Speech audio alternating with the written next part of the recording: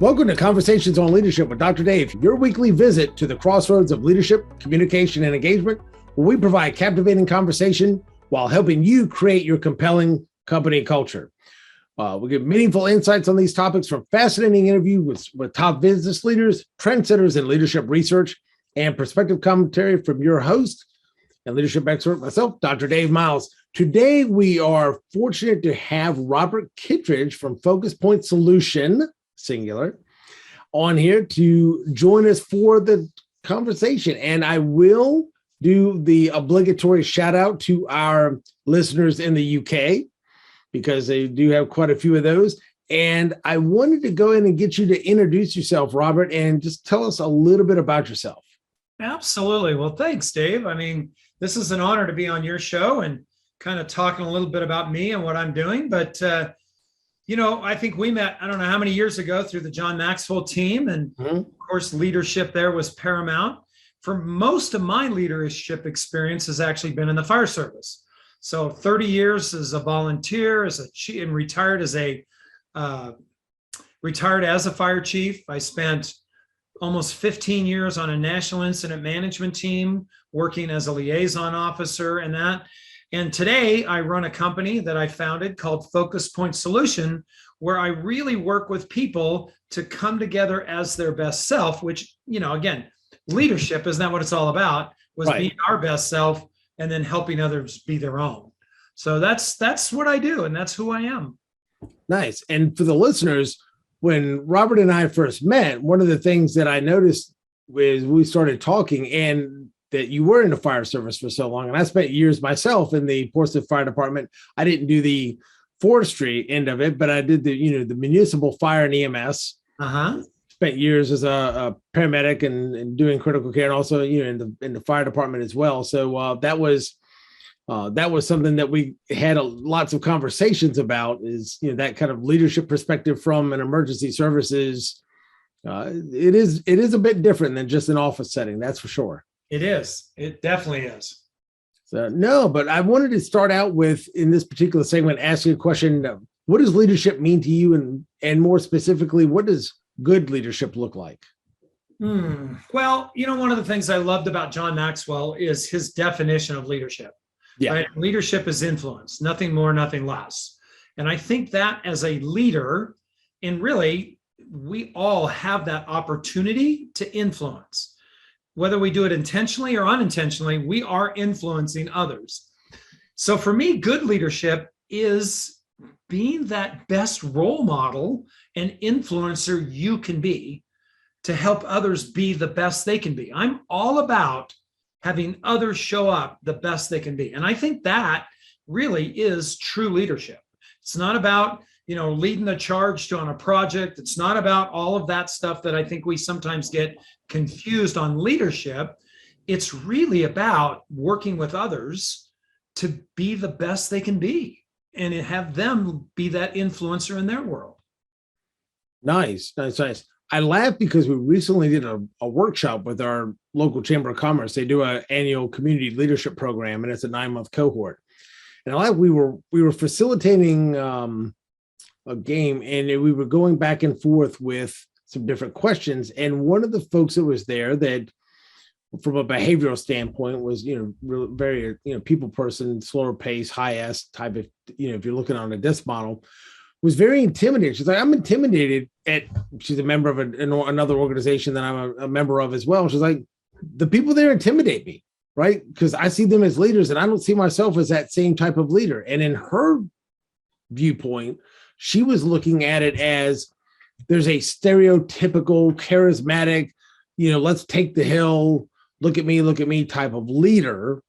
And if you knew a little bit about her background and her story, which I'm not going to get into, she's amazing. And I think doesn't even realize it is what she's been able to accomplish. Yeah. I'm just wondering what you think about people that don't have that viewpoint. They have that kind of false stereotype in their mind. And how would you talk to those type of people? Well, first and foremost, she's right. Because she can't be that type of leader. And that's the fallacy, I think, of what we teach as leadership sometimes is those models of leadership. Like, what does a leader look like? Is that hard charging, that out in front? Leaders are always in front, blah, blah, blah, blah, blah, blah, blah, blah, blah. And really, each one of us have a unique leadership opportunity and ability. And that's what true leadership is stepping into our leadership model, not what society says, is our leadership model, and owning that. And you're right. I've taught so many leadership classes where they say, you know, I'm not a leader. I don't feel I'm a leader, and I don't need this shit because I'm not in a leadership position, or I could never be like Joe or Fred or Susie. And my answer to them is, you're right. You can't be like them, but you can be the perfect you. And come into that leadership style. So that's what I would tell them is, let's figure out who you are and your leadership style and how you lead, and then find out where that fits, instead of you trying to adapt to a model that may not be you. Well, what would you recommend folks to do as far as to understand if they don't have that level of self-reflection, or they have not really looked into to see, they're like, well, I don't really know what me is. I see everybody else, but maybe they don't have that. What are some things maybe you would recommend to be able to help them along the way with that, or some tools they could use, or something that to really help them get that grasp of, I can't be the best me if I don't know enough about me to be me when it comes to being a leader. Great question. Great question. You know, and it was interesting because I did an event here, I don't know, a couple of weeks ago. Time for me just doesn't mean anything anymore, so I don't really there was this person kind of like this gal, right? You know, and by the time we were through, what she understood was she is a very quiet style of leader, but she has seen leadership as loud. You know, it's the difference between power and force. Most leaders, high Ds, if you're on the DISC model, typically look at power as force. But true leadership is not about forcing anybody to do anything. True leadership is about power and our power. So how do we find that out? My God, there is so many ways. You can use the DISC assessment. You can use driving forces. There's lots of ways. Currently, and I've been studying this now for almost 2 years, year and a half, is a thing called human design. And what I have discovered with human design, compared to, and I'm certified in DISC as you are, and I'm certified in driving forces, all those other things, is what we want to do as a leader mostly is change behavior, which is DISC, which shows behavior. But in true essence, most of our behavior is what I call conditioned behavior. And it does not align with our true design. So my recommendation now for all leaders, and I have quite a few of them as coaching clients existing that I've now brought this into my platform or new, it's a roadmap for who you are. It's your design. It's not who you are. It's your design of your perfection, of your potential, of your passion, which leads to possibility. Then we look at the behavior side and see how it aligns with that design when I now am working with developing leaders. Nice. And I'm sure that really is congruent as well, too, when you're looking at what drives and motivates people as well. Based on, like I said, and I know as far from like a job benchmarking, job fit type of thing. I mean, you and I have talked a lot about, you know, using those type of tools for hiring and for job fit. But I would imagine that would make a big difference when it came to you as a leader as well, knowing what works for you and what doesn't. Yeah. Well, let's take a comparison. Like, let's look at the DISC, right? DISC.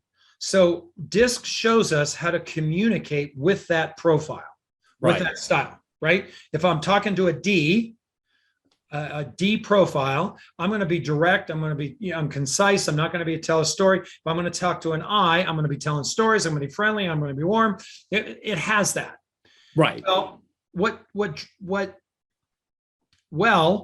what human design does is show us another level of communication. So let's look at me. My profile is called, my type is a generator.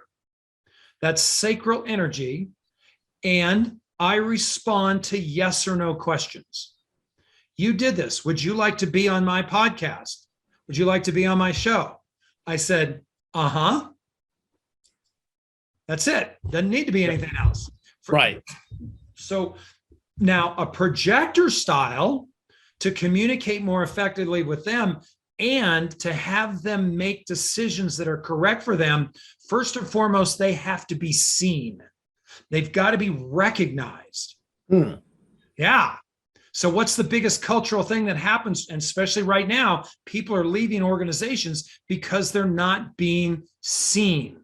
They're not being valued. When we see somebody, we value them. But the second part for a projector type is not only do they need to be seen, but then they need to be invited. So it's a simple twist of, Dave, I'd love to invite you to be on my radio show. And it's different from, would you like to be? Hear the difference? It's real subtle. It is subtle. It is subtle. So those kind of things at the design level allows me to communicate now at an entirely different level. And that's what I love about what I'm doing now in my leadership development programs, is to really understand you, because I can't lead, I can't influence if I don't understand others, but I can't understand others until I understand me. Right. So I think that answers your question. That was a little rambly, but I think that answers your question. No, it does. It does. I mean, to me, it's the importance. I almost can't stress the importance enough of knowing yourself. And there's, whatever tools that you need to use to be able to find that out. But I mean, anything from, like I said, the DISC, driving forces, strength finders, the competencies, human potential, something to where you get a good, solid understanding, a well-rounded understanding of yourself. Yep. That's emotional intelligence or whatever, because you can't improve things. You can't know yourself and others if you don't have that understanding. And yes, and right is, if we think about it, all those things are good. And I still use DIPS. I still use driving forces. I still, first and foremost, because it's known in the industry. I mean, it's where human design is now just starting to get traction in the industry. But the other side of it is, it gives me different perspectives that I can look at from, and Scott Fay, one of our mentors, right? Remember his teaching on the beach ball, right? The perspective. Yep. Which side of the beach ball do you see? Well, I see red and white. Well, no, you're seeing blue and yellow, because it's different perspectives. So all of these testing, there isn't a right, there isn't a wrong, there isn't a good or there a bad, but it's all perspective for you to learn about you as a leader, which is probably the most important part to be an effective leader. And you and I have talked about this. I don't judge good and bad anymore. I look at effective and ineffective. To be an effective leader, first and foremost, I need to know this. I need to know me. I need to know who I am, and then lead from there. Yeah, no, I think that's perfect. And you're absolutely right about Scott's thing about the perspective. Although I do think it's kind of funny, not funny, especially when you think about social media, politics, everything else going on today.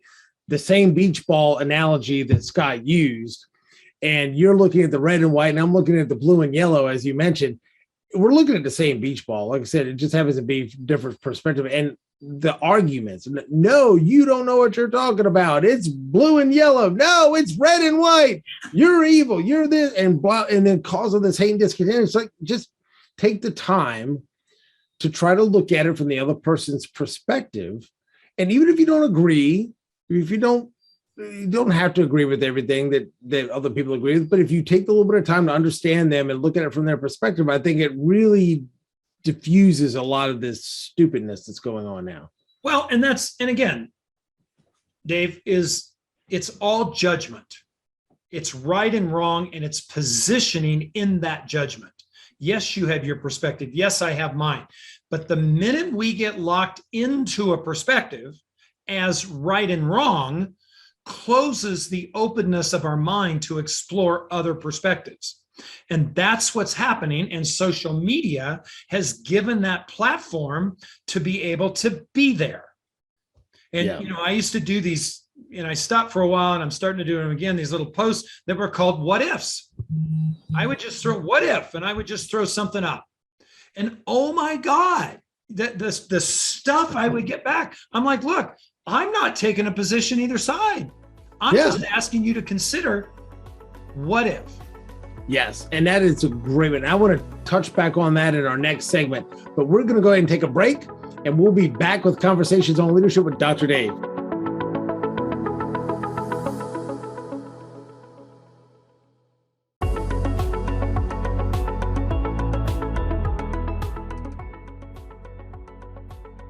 Welcome back to Conversations on Leadership with Dr. Dave. We're lucky today to have Robert Kittridge here. Known him for quite a while and expert in the leadership field. And we were just talking about on social media, throwing up these what if questions. And I'd love to be able to finish that before we go into our questions for the next segment. But that was fascinating. It's not taking a side either way, but just throwing the what if out there. And it sounded like a lot of people were making assumptions that you were taking a side. Absolutely. Because they were looking at my questions from their perspective.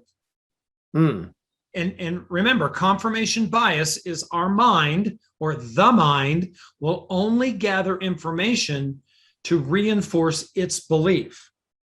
And here's where leaders and humans as general most people do not know and understand what they believe because it's in the other unconscious mind. They just believe it, and they believe it as right.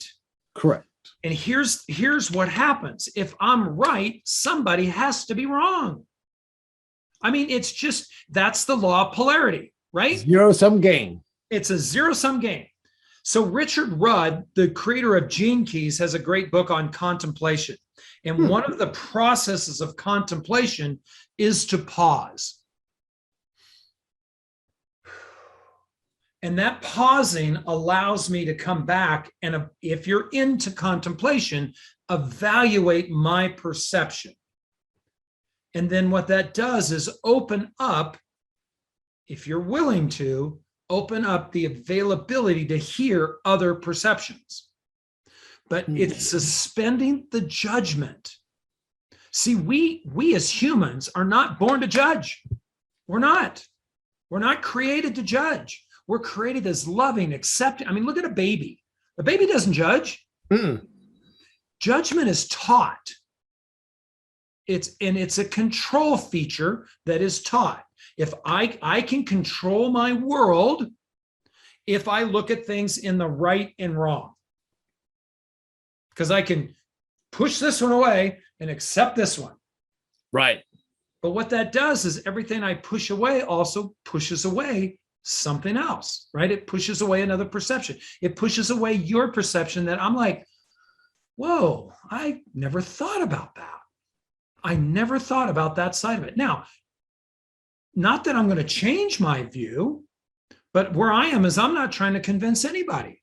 I'm not trying to change anybody's view. I'm just saying, what if? Yeah. What if? I like it. I like the concept of the pause as well. Yeah.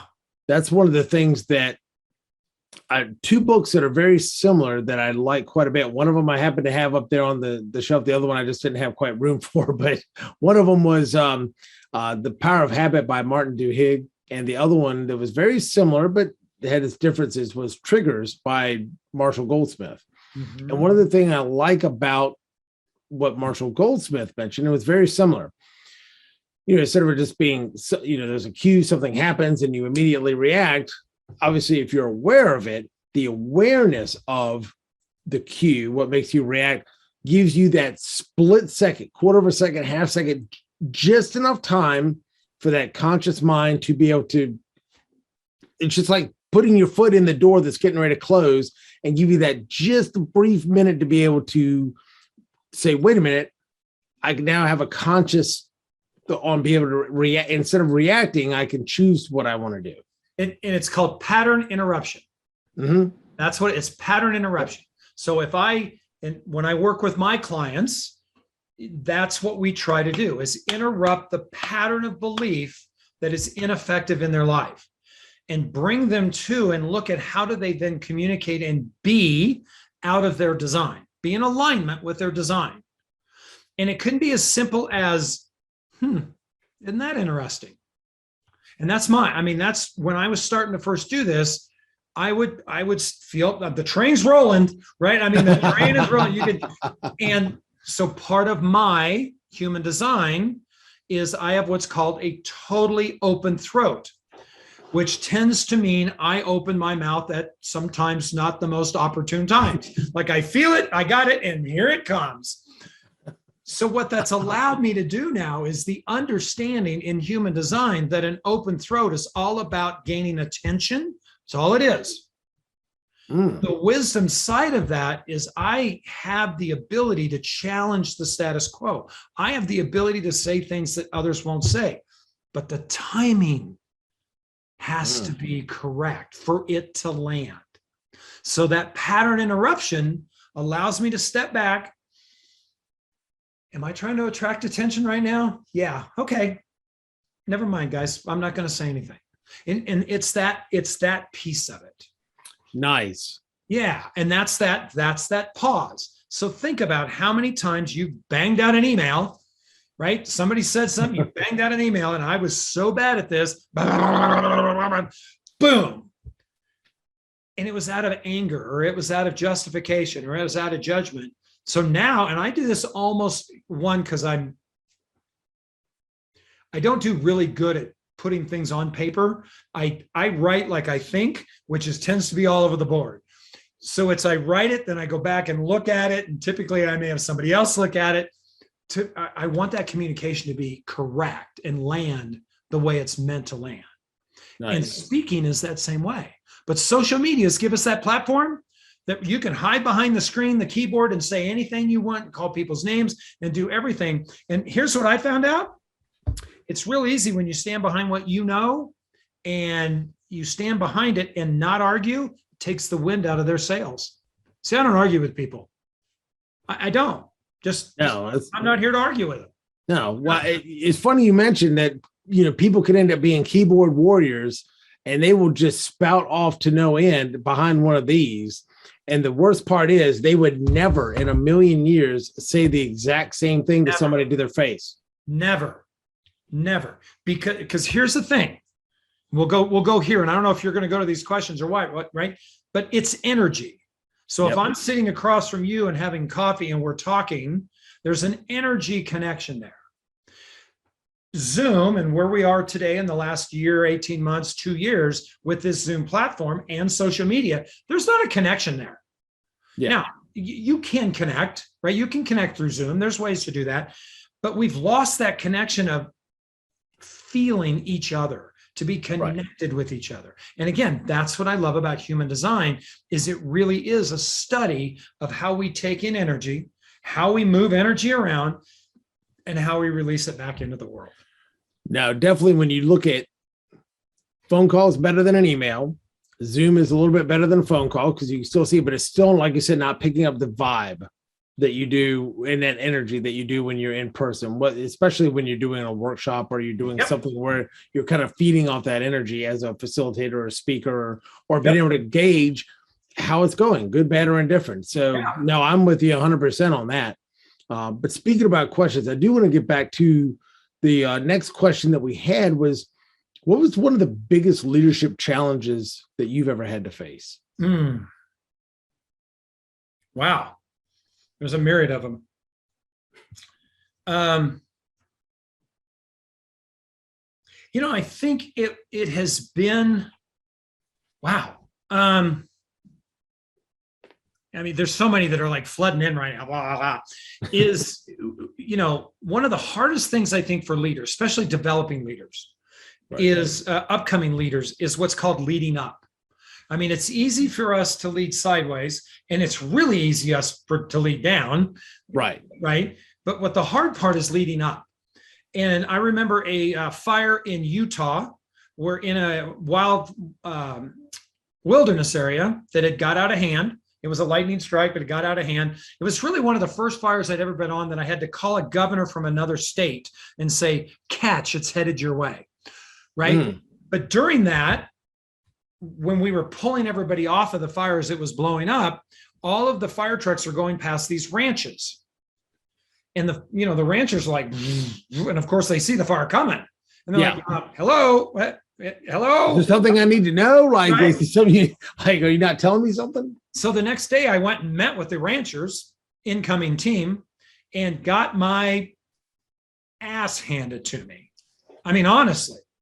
And I listened. I didn't fight. I didn't justify. I didn't do anything. And I went back to my incident commander and I told him all this. And of course he had as well, they're in a fire prone. He had all the speak. I said, great. Let me ask you a question. Why do we have on the ranch why are we protecting the ranch with fire line and with equipment and with everything else? Is it because we're here or because it's a valuable asset? And, he had, that look, right? That look. Like, oh, yeah. The look, right? And I thought, well, and then he laughed. And I thought, well, I might as well go pack my bags, right? I'm going home, right? And about an hour later, he came back and he said, listen, here's the deal. Go get with operations, figure out how we make this right. But the hardest part about that challenge for me as a leader, because I was standing up for what I knew was right, even though it had to go up. Right. Even though I knew the consequences could be pack your bags and head home. So that's probably one out of many that I can think of that just immediately comes to mind. Nice. Yeah, that is a challenge. And I know a lot of people that have difficulty with that. And I still think there's a difference between leading up as you described it and managing up, which might be more akin to sucking up than managing up, but where I do. And let's come back to those definitions. So for me anyway, what's correct is we lead people, we manage process and systems. Right. So, what I did there was leadership because I was influencing, if we go back to that, and influencing not just for us, but for the greater good. Right. So it's for the whole team. So, But again, that's, I just did a leadership class with a friend of mine because I've kind of sworn off leadership training for about 2 years. And now I'm kind of sliding back into it because I am good at it. I mean, it is one of my skill sets. Right. And we had these young leaders, and that was one of the biggest topics is how to lead up. How do you lead up? And again, you got it. It comes back to suspending judgment, comes back to suspending your right or they're wrong or whatever, and having that open contemplative conversation. Yes. Well, how would you talk about definitions? We have about 2 minutes left in this segment, and I think that I would want to follow up on this one. When you've seen people in an organization and they're maybe somewhere in that middle management position, and the one that's surgically attached to the boss, if that's a nice way to put it, the one that is more the suck up than the manage up or lead up. Okay. Whether you're a colleague or whether you're subordinate or whether you're superior to that, what is your recommendation to folks when they see that type of behavior in an organization? Well, I know what I do. And that's the first thing I do as a consultant or whatever going in is I turn around and look at the culture, because that behavior reflects the culture that they have. So during this class we just had, they had to go back to their companies and look at the culture and define, were the people inside supporting the culture or was the culture supporting the people, right? I mean, what was the reflection of this? So that right there is a behavior. During my culture, it's called culture focus point, right? That's a behavior we would look at, because that's not an effective behavior. No. That's a buddy system. That's as you called it, a suck up. I would come back to the culture in that and try to address it through the culture. Well, that makes a lot of sense, because, and I'm going to be facetious here and kind of joke that it's effective for the person who's rising up through the ranks because he's really good at that, but it's not effective and helpful for the organization. Right. And one of the biggest things, right, that I teach in new leaders is that piece of it is I need to prove myself. So I get put into a position right? I get put into a position. Now I need to prove that I'm worthy of the position. So it seems like I'm sucking up to the boss and I forgot everybody that's below me. That's a pitfall of a new leader. That's a huge pitfall of a new leader. And it's also being encouraged by the other leader because they don't see it. And again, we'll come back to types and, behavioral styles and blah, blah, blah. That could all fit. So that's not a great question, not an easy answer. How's that? I'm good with that. Well, and with that, let's go ahead and break for get our last break here, and we will come back for our final segment here on Conversations on Leadership with Dr. Dave.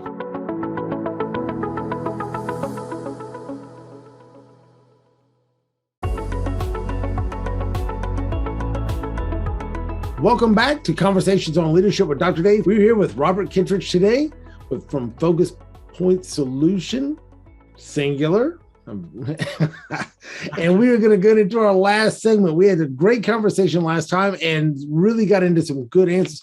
Now, one of the things I wanted to make sure, I wanted to touch base with one of the questions that we typically would go on from last segment. And I wanted to ask you, what do you see as being one of the biggest mistakes leaders are making today? Yep, that they're right. That they're right. That they're right. Because think about it, let's go to culture. If Okay. a leader walks in, and this is, when I work with companies and we do these culture workshops, and when I do the follow-ups, one of the things I encourage is the leader always speaks last, not first. Because if the leader speaks first and comes across as here's the way it is, it shuts down conversation. It shuts down contemplation. It shuts down ideas. It shuts down. So why have the meeting? And coming out of the fire service, coming out of the police, those things, one of the things I've always done, and I do this with private companies, is I call it the stars and bars. Stars and bars come off when you walk through the door. Everybody's at the same level. And that's really hard in those hierarchical style of authoritarian leadership, fire service, police, those military. But if you really look at what works now with the millennials coming in, with those kind of things, is more of a flat leadership model. And think about it. You have ideas I don't, and Sue has ideas neither one of us does. But if I'm the leader and I'm come in and I'm right and I know it and I say it, who's going to speak up against that? They're not. We were talking about Marshall Goldsmith, in a previous segment, and he was talking about when he was doing some executive coaching with the United States Navy, and he was talking to one of the admirals and saying, "Hey, look, when you give a suggestion or make a statement or make a comment, it's coming from you." And you're talking about stars and bars. That's what made me think about it. It was like it's always coming across as an order. When that E3 enlisted man comes in there or enlisted woman comes in there and you say something, it's an order. Whether if it's a question, it's a comment, it's a suggestion, they're taking it as an order. And you're right. When they speak off the bat, you're not going to get the perspectives. And it's when you're talking specifically about the fire service, one of the things I remember a lot is we were sitting down after a fire and doing that post incident debrief. Yeah. Always so much fun. Who doesn't want to go to one of those? Right. Shoot me. But but the nice part is if you do have a battalion chief or a deputy chief or somebody who was there and was in charge, who can basically take the stars and bars off as they come in, you'd be surprised, just even the newest rookie firefighter, that they're looking at it from a completely new set of eyes and a different perspective, that you might have missed something crucial and they might have picked up, not even knowing what they picked up. Yeah. Well, and Vivian and I, my co-host with Topics on the Table, we've talked about that, is that piece of it, is being aware and intentional. And how do we include everybody in the conversation? Right. Depending on the size of the organization. But I'll tell you, one of the best books that really got me, and I used to use this in my fire leadership training a lot, it's called It's Your Ship. And that was all about a nuclear submarine, how this captain was sent in to right the ship, right? This ship had to go in through these trials, and it was one of those worst crew. It was a disaster. And one of the things he understood and he had to let go of was him being in charge. Now, yes, there are certain things you can't let go of. Like for him, the launch of a missile. Yeah. Only he made that decision. But what he found is when he put the power and resource and delegation, the people under him knew how to do things and sometimes knew how to do it better than he did. Yep. And that's all he was. So if you haven't read that book, or there's a great video on YouTube that I used to use in fire leadership. It's maybe a 5 or 10 minute video about it. It's called It's Your Ship. And it is fantastic on this flat leadership model. Because again, we need chain of command. I'm not saying to do away with chain of command. Right. What I'm saying is leadership, and especially as we're moving through COVID and we're moving through these very turbulent, trying, ever-changing times, the leader stepping back and suspending that I have the answers is one of the greatest things you can do for your organization. Nice. It's Your Ship. I'll have to check that out. I have not yeah, it's a good seen book. that before, but I am looking forward to taking a look at it because I like the model. And you're right. There's some things that you just cannot delegate, like you were talking about the missile. But as you were speaking about that, one of the things that just come to my mind first was the concept of the Toyota production system, lean process improvement, that the folks doing the job are normally the ones that know how to do the job best and have the best ideas on how to improve it. Yep. And one of the mistakes we make is we promote those that are good at that because we think they're leaders. And then we take them out of it. And our show this last week, or I think it's going to be this week, is on flow. And it's about matching the challenge with the skill set. That's when flow happens. But when we're promoted out of something we're good at, and that's what leaders look at. Oh, he's good. Let's promote him to now a manager. Yep. And wonder why that doesn't work is because maybe first and foremost, their design is not that of a leader. And there are definite leadership channels built in our design. And there's definite collaboration channels built in our design. So if you know that piece of it, it's easy for you to say, I'm going to stay right here. Well, it's like the stereotypical, your best salesperson ends up getting promoted to a sales manager and flounders and your whole team goes bingo bust. That's the big mistake we make in organizations, is promoting those that show strength and results. We promote them to the next highest position of leadership. And for many of them, they couldn't lead out of a paper bag. Right. Now it's twofold on one of them. One, almost threefold. One, a lot of times people want to move up. They want to grow their career, their organization. They want to make more money. I get that. There's also the point that, like you said, you're looking down and say, hey, this person is really good at this. Like I said, maybe we'll promote them up, but then they don't get the third part of that is they might not necessarily get the training and the resources and what they need. They haven't been through the leadership training they need to, and they have not been equipped and empowered to do the job. So when they get there, they're ready for it. Now, all of a sudden, you've thrown them in the deep end of the pool and never giving them a swimming lesson. Well, and that's, I use the term, and you used it, delegation, right? Delegation is one of a leader's greatest assets. But most leaders, not good or bad, most leaders do not know how to truly delegate. They do what I call dumping. So they dump all the responsibilities on them, right? They dump all these responsibilities and accountability, but what they don't do is resource them with everything and give them the power to do what they need to do. You haven't delegated a thing. You've dumped your responsibility onto this person who is now overwhelmed. Yep. And not resourced, and we wonder why they fail. Yep. That's a big, so again, that's one of the things I look at when I go into an organization in my cultural assessment is, are you truly delegating? Because true delegation builds bench strength. Because we're taking those people, we're giving them, we're resourcing them, maybe we're mentoring them for a while, we're watching them and building bench strength. Again, it's showing right now in this great resignation we've got going on. Baby boomers are leaving. They're out of here. They're done. And we forgot to build bench strength. We haven't done that effectively. And companies are floundering right now because there is no bench strength for them to step into that system. Absolutely. I mean, one of the presentations I do quite a bit is, 5 keys to building a leadership culture. We talk about building depth on the bench. And the funny thing is, a lot of the baby boomers are like, hey, I was planning on leaving if 2008 hadn't happened. I wouldn't be here this long, right? I was already hoping to have been retired, had to rebuild a lot of my savings.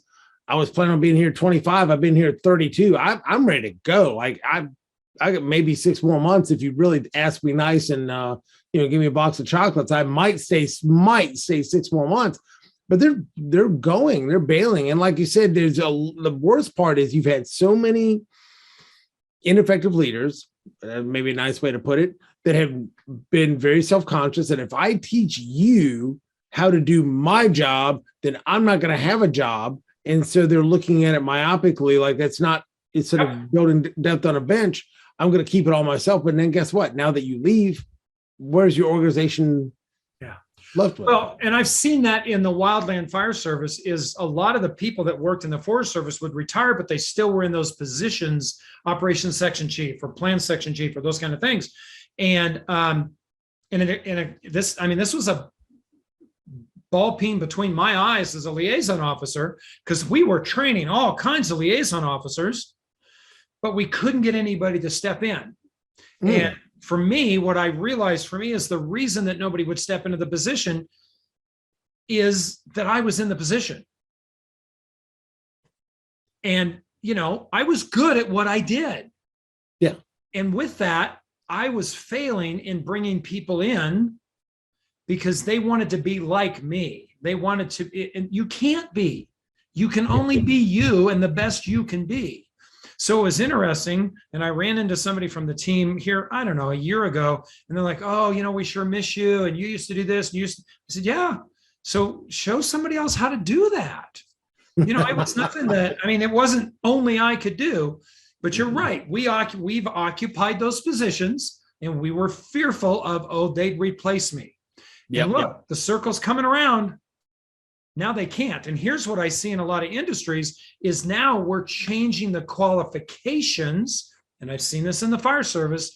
Absolutely. To get those higher positions. We've reduced maybe the years of experience, or we've reduced, or those kind of things, because we need the people in the position. Yes. And I don't think that's the right way to do it either. I mean, changing the qualifications, especially for something like in the fire service that is so skill dependent, to change those skill levels, I think goes down an entirely disastrous path. Right. And the bad part is once you have that disaster, it's too late to go back and undo that because it's such a critical, life-threatening type of situation. Yep. So the next question I had for you is, we got about 5 minutes left, is what do you think is the best way for leaders to really improve their leadership skills? Well, so let's separate that. Skills are something we do. I can teach skills. Right. I can teach you about listening. Like I can teach you active listening, right? Correct. If your design or if your behavioral style is not one of listening, it doesn't matter how much I teach you. And honestly, David, that's one of the things that was an awareness for me, and why I stopped is because my belief is we can't teach leadership. We can teach leadership skills. But look at how many workshops have you done using John's material, which is some of the absolute best in leadership, and the people go out of there going back to exactly what they were, and they never step into a leadership position. So how does this fit with you? And this is what I love about some of the TTI assessments, specifically the workplace acumen. That's a skills assessment. How many times I've done that, I've went in and looked at where these people were and then looked at their job description and said, it's not a match. What you're asking them to do is their number 12 skill, and you're mad about it. Well, I've tried to teach them that. I got that. But you can't teach something that isn't your is that making sense? No, it makes perfect sense. I mean, you can teach somebody a skill. Can they do it? Yes. But are they going to have to expend so much energy to do it that they're going to burn out? They're going to want to leave. They're not really good at it. And it's just not a good job fit. And what happens? Turnover. They leave. It's too stressful. They go. Again, one of the biggest things I do in my cultural assessment, one of the first questions I ask is, what's your turnover? because that is a direct reflection of the leadership within the organization. That's all Absolutely. it is. It's not about pay. 100%. It's not about pay. It's not about turnover. Is a direct reflection. My belief, not as the truth, just my belief, is a direct reflection of the leadership of that culture. Well, I agree with you 100%. That's one of the things I've used John's quotes for years, long before I ever got, anywhere near the organization, was the fact that, and I fell kin to this myself. I've been a victim of this. And, people don't leave organizations, people leave people. Yeah. And I'm 100% a believer in that axiom. Which means law of polarity, which means if I have a culture that values people, that listens to people, that's inclusive, that brings in diversity of thought, of being, Yes. of all of that, guess what you're going to attract? Good Law people. of polarity, Good right? people. You're going to attract good people. And Yes. those organizations that have come through COVID, having the flexibility, having that kind of inclusiveness, having that diversity of thought and everything else, and valuing people, are the ones that are now excelling in these times. Nice. So we've got about a minute and a half left, and I wanted to get the opportunity for you to tell listeners, what is the best way that they can connect with you? What's the best way that they can learn more about you, what you do, your business? How can they get all the Robert Kittridge goodness in one fell swoop? Well, there's a lot of that to go around, so it's okay. So two ways. First and foremost, listen to Vivian and I's radio show. We're Wednesday mornings, 10 a.m. Mountain Time, and it's called Topics on the Table. And every week we just take a topic, we throw it on the table, and we dissect it. Both, is it impacting us? Is it impacting the world? And then we always bring it around as a leadership component. That's the first thing I'd recommend. Second is, my website is www.focuspointsolution.com. Because again, I can't focus on solutions. I can only focus on a solution. So True. I like that. Solution. And then my email is robert@focuspointsolution.com. Now, if you go to the website, there is a link there where you can take a 10-question assessment to see if you are sabotaging your life. And with that, you can schedule a complimentary call where we'll look at your human design, and we'll look and see how much your conditioning is impacting your life. Nice. Very good. I would encourage everybody to do that. Go visit Robert at focuspointsolution.com. And speaking of which, I also like to throw this out for all of our listeners. If you text the letters COL for Conversations on Leadership to 540-900-0450, you can also get a copy of a simple behavioral assessment. Just gives you your primary communication style, how to and not to communicate with others that are different styles. And if you're in the process of still working remotely, it gives you some very customized tips on how to do that. Takes just a couple of minutes. Free assessment, plus being able to get some of the resources we've used on some of our radio show here on Conversations on Leadership. So remember, it's COL. Text the letter COL for Conversations on Leadership to 540-900-0450 and get that information yourself. So thank you again, Robert, so much for the interview and the opportunity to be able to talk again and to be able to discuss leadership. And we will see you next time here for Conversations on Leadership with Dr. Dave